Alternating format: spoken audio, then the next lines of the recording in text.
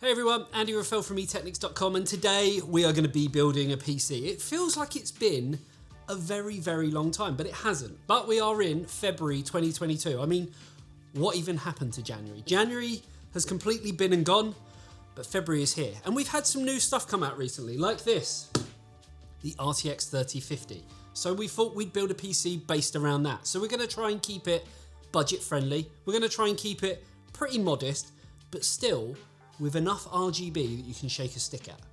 Oh yes, let's do this.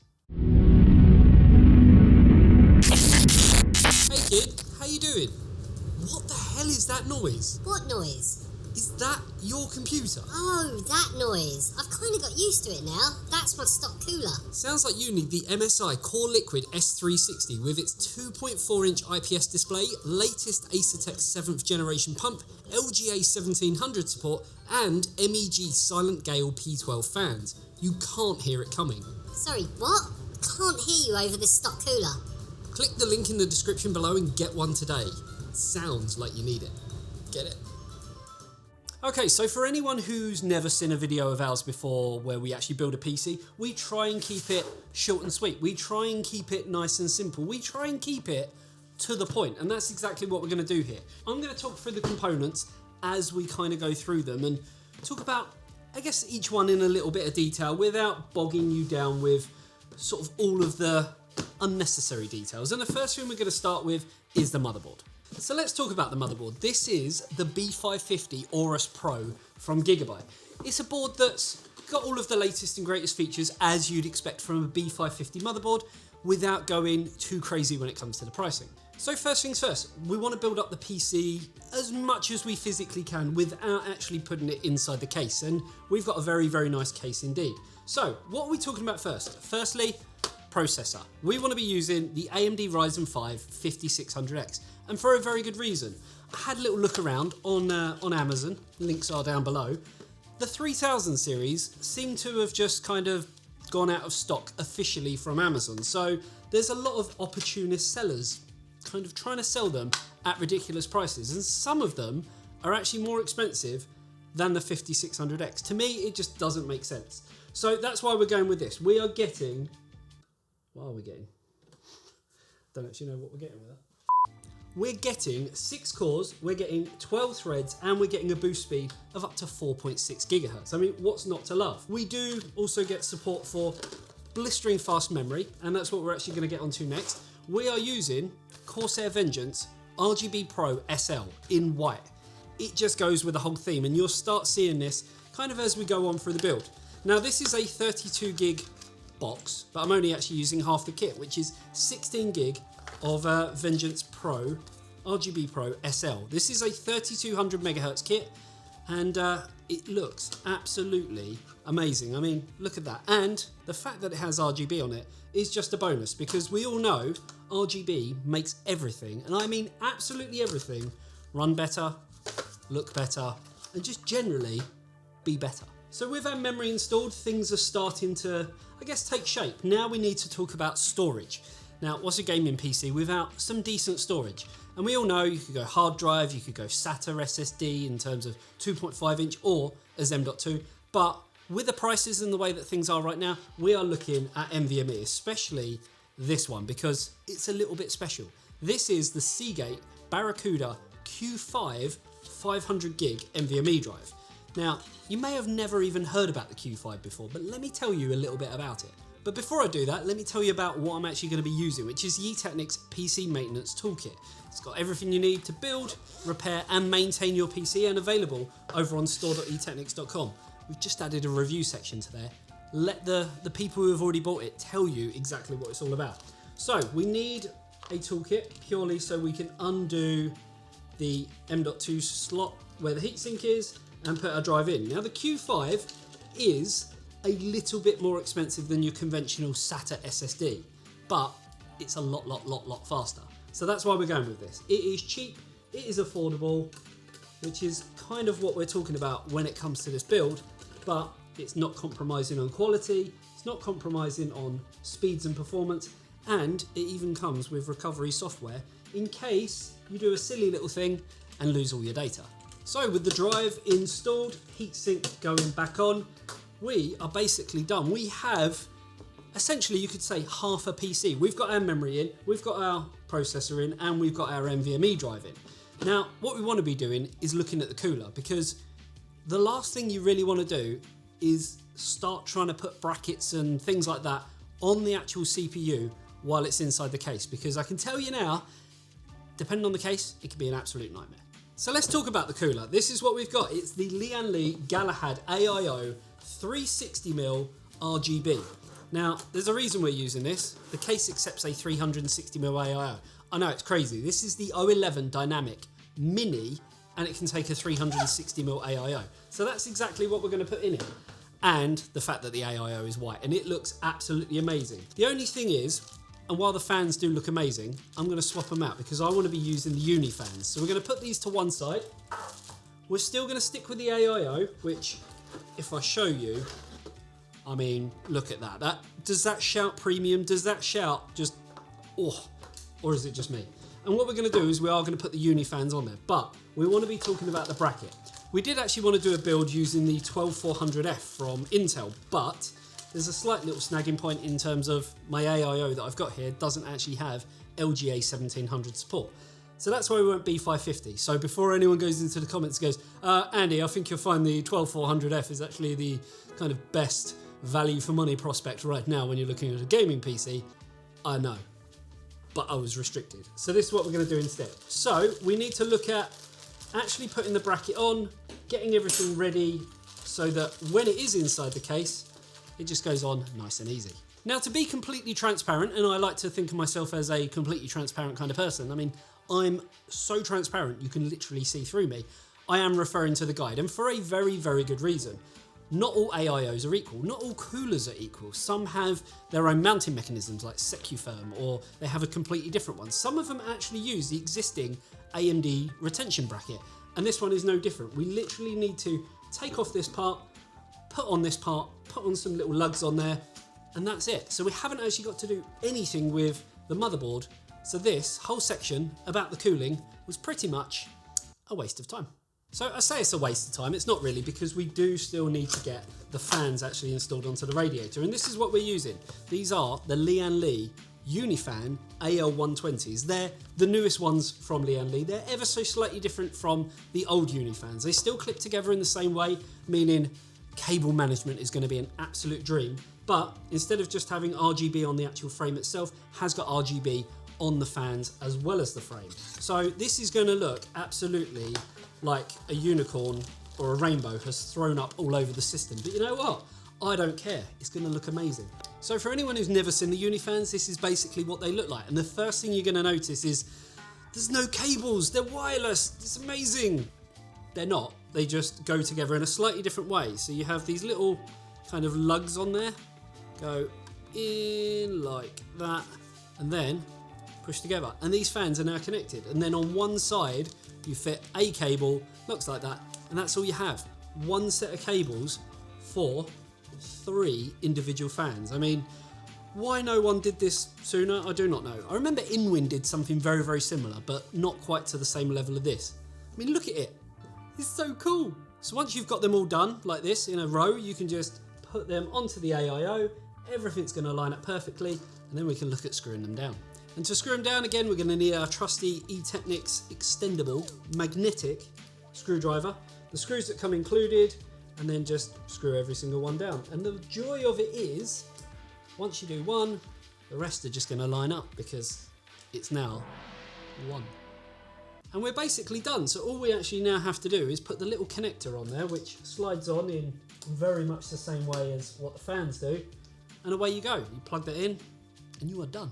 So basically, once it's in the case, it's going to look like that. These are the only cables we're going to have come out, as well as obviously these ones, but it's going to look very, very nice. And now that we've done all that, we can put this all to one side. Because now we need to start talking about the case and some more fans, because, you know, might as well put as many fans in as we physically can.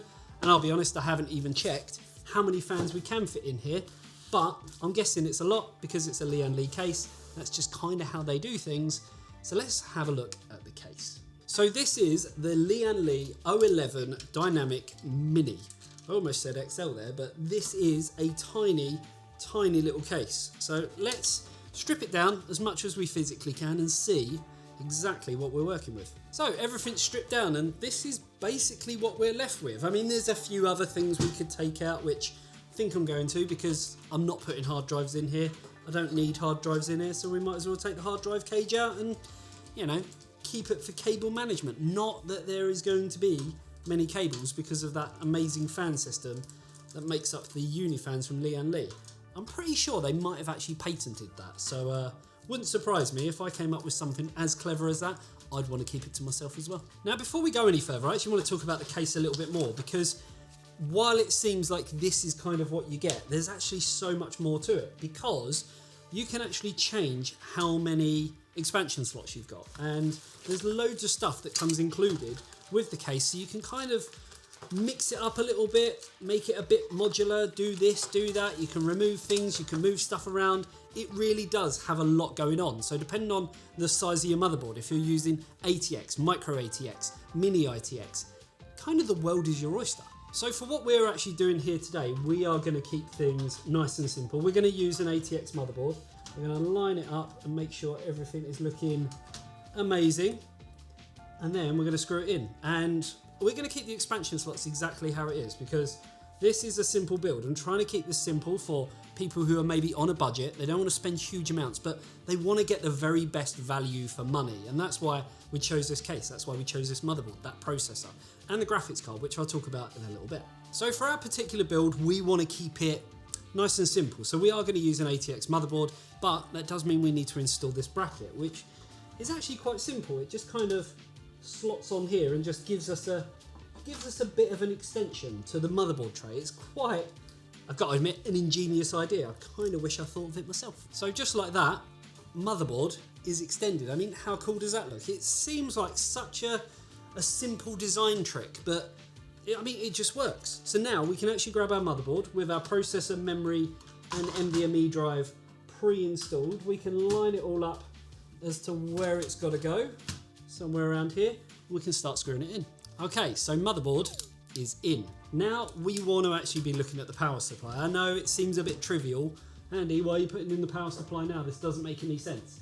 Well, it does, because when you're working with an AIO, especially one that is going to be top mounted, what you want to be doing is actually looking at your EPS connectors and trying to get them in, because otherwise you're going to be kind of trying to fiddle around inside. Basically what I'm talking about is this little area just up here. It's a bit of a nightmare when there's a big AIO up there. So that's why we want to get the power supply in now.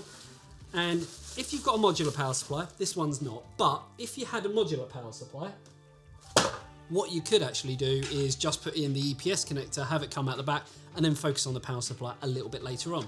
Ours isn't, because again, we're trying to keep this as budget friendly as possible, and that's why we've gone with this one from AeroCool, which is modest enough. It's a bronze rated power supply. It's 650 watt. What more are you going to need for this type of build? You could go a little bit higher if you wanted to, maybe give you that little bit of future proofing, but for now, this is perfect. So then you can take your power supply, you can go to put it in, and you can realize how much of a numpty you are, because this case doesn't actually take ATX power supplies. So you can basically put this to one side, and you can grab yourself an SFX power supply like this one from Lian Li, which I just happen to have laying around.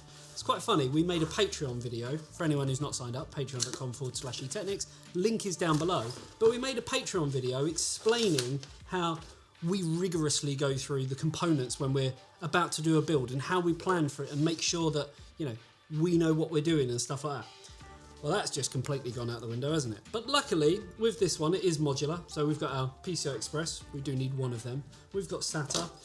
But we have got, being a modular power supply, 24 pin, as you'd naturally expect. And somewhere within this little goodie bag is another PCI Express cable that we don't need. But somewhere is this one, which is our EPS connector. So we can actually get this into place and then worry about the power supply after, if we really wanted to. So we've got our EPS connector in just up here. We've got our 24 pin connector in as well. And I mean, there's only two more cables we need. We need PCI Express for our graphics card, and we are going to need SATA to power the fans, because it all goes into a little hub controller. So we might as well just install the power supply right now. And I mean, you can see the sheer size difference when you're looking at an SFX power supply. So this is the 750 watt SFX 80 plus platinum power supply from Lian Li. So power supply is in, we're literally just screwing it down into place now, and looking at it, I still don't even understand how I thought an ATX power supply was going to go in there, because frankly, it was never ever going to happen. Done. Next thing we want to do is put our AIO in, and that is exactly at the point that we realise, because we are using an ATX motherboard, that is just not going to fit. So we have to go with plan B, and we have to then put a disclaimer out there to say, guys, girls, when you do buy a case, make sure you read the manual, make sure you read the specs, and don't do what I just did.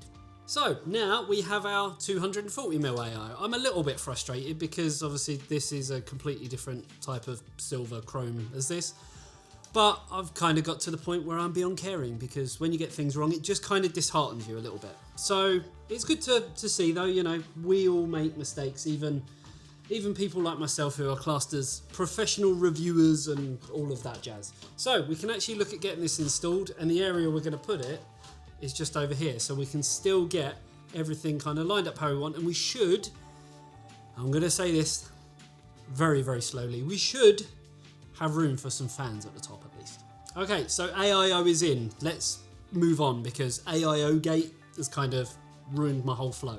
This is how things are looking now. So the beauty of the Lian Li Galahad is you can actually turn this whatever way you want. So even if it doesn't sort of, you know, look how you want it to when you first install it, away you go, you can do that. So other than that, everything else is basically good to go. We need to put some more fans in here. I'm thinking one in the rear, if we can squeeze it in, 3 in the top. Not so sure with the hoses, but we will give it a go. We could even potentially put some in the bottom. This case is really, really versatile when it comes to cooling. Then we can look at putting our all-important graphics card in, and of course seeing then if it powers up and how it actually performs in the latest titles. Okay, so all of the fans are now in. We can basically look to do the all-important thing, the thing that everyone is struggling to get right now, which is a graphics card. And this is what we're looking at. This is the RTX 3050, the latest Nvidia RTX graphics card. This particular one is the EVGA XC Black. So this is, I'm going to use this term really, really loosely, an MSRP card. So when things do normalize, whenever that may be, I mean, I've got videos on it, go check them out. But whenever that may be, this is what you're going to be able to get for $249. And this is what the card looks like. I mean, it's not going to be to everyone's taste, but, you know, it's unique. It's quite small as well. I mean, we could have gone with a slightly larger graphics card, but again, wanted to make this build all about being as affordable as possible. Kind of not even just budget friendly, but the best value for money, which I know is really, really tricky right now. In typical fashion, putting a graphics card in, you want to line it up with a slot that you kind of think it's going to go with, and realise that it's slots 2 and 3. The amount of times I've seen people try and unscrew the expansion slots for slots 1 and 2 and then realise they've got to put number 1 back in, take out number 3. It happens more often than you think. So with the slots removed, we can then look at putting our graphics card in, lining it up, giving it a little bit of force, and then it goes. We can then screw it back down and then get the power connected, and then rebuild the case, and we are done. So let's get all the panels back on, because the graphics card is in there now, so we can look at getting everything rebuilt. Of course, we've got to do the usual and peel everything off. Apparently there's one on the inside as well. And we can then get this one in. Looking good. Side panel, which does have dust filters on there as well, so keep everything nice, neat and tidy. Screw that down. Get the other side panel on. Take the inner protective one off as well.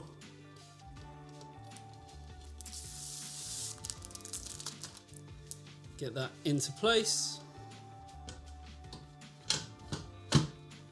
And then put our dust filter back on the top so we can keep our fans nice and clean, or as clean as we physically can.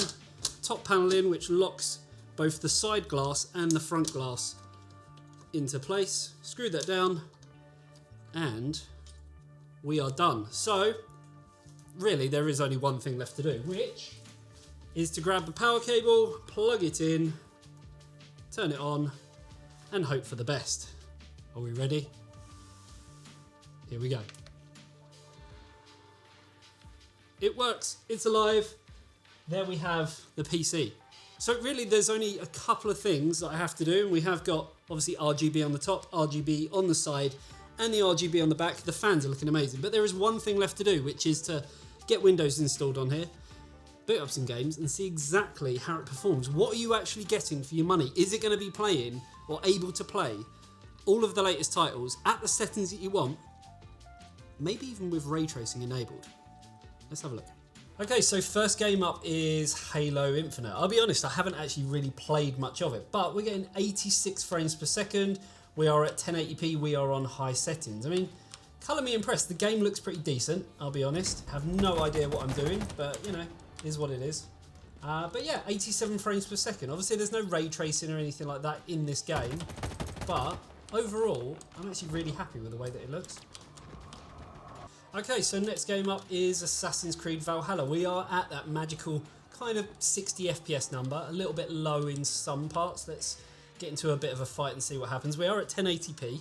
We are running on high settings, so we could always dial that down a little bit if you're not happy teetering just below 60.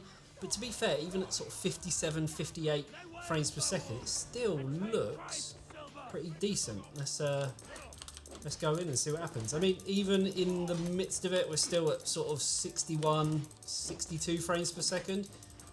Not sure what's happened to the rest of my team, but yeah, looks like I'm on my own. Okay, moving on to Apex Legends, a game that I haven't played in absolutely ages, but let's see what we can do with a Mastiff shotgun. This game has changed so much. When I used to play it, it didn't even have arenas or anything like that, so it's definitely changed quite dramatically. And we are getting 100 frames per second, give or take, and we are at 1080p. We're on high or very high, so overall things are looking pretty decent in terms of performance on the RTX 3050. It'd be nice if we could actually find someone to shoot at. Seriously, where are they? Okay, so still, even in the thick of it, we're getting sort of 92 to 100 frames per second. And we're also dying. Okay, so jumping into Rebirth. See what kind of damage we can do pretty much to ourselves here. I haven't actually played this again in a little while, but I actually deleted this out of rage more than anything for reasons like that. I used to play this game a lot, but absolutely just can't stand it anymore. But we're getting decent frame rates. So let's talk about the settings. We're at 1080p. We are on high settings. We've got ray tracing turned on because obviously we're using an RTX 3050, and we have DLSS enabled as well, which I will admit at 1080p does make it look a little bit grainy, but you know, it is what it is. And we are getting 145 frames per second. And we're getting killed as well. Overall though, 145 frames per second. We could probably go up to 1440p. Might have to dial down a few settings there, but we'd be able to get kind of the more, I guess, immersive feeling within the game. Okay, so last game up is Dirt 5, and we are pretty high on the settings. I mean, we're at medium, but we have got ray tracing on. Obviously this game hasn't got DLSS, but we're getting close to 60 frames per second at 1080p. I mean, the game looks absolutely amazing. There's always so much going on when it comes to Dirt in terms of, we've got rain, there's explosions and fire going on, you know, bits of grain and dust and sand kind of going everywhere. There's a lot of detail in this game if you haven't played it. Currently getting 68, 72, 73 frames per second. We could potentially increase the settings up a little bit. As a preset, probably not all the way to high, but maybe dial in a few of the settings to high just to kind of get something a little bit better. And that's Dirt 5. So overall, I'm going to admit, the 3050, when we reviewed it, we said it was a good card. When it comes to ray tracing, there are, I guess, a few little drawbacks, a few little trades that you have to take. When you run a game that's got DLSS, you really do start to see, you know, them frame rates going back up again.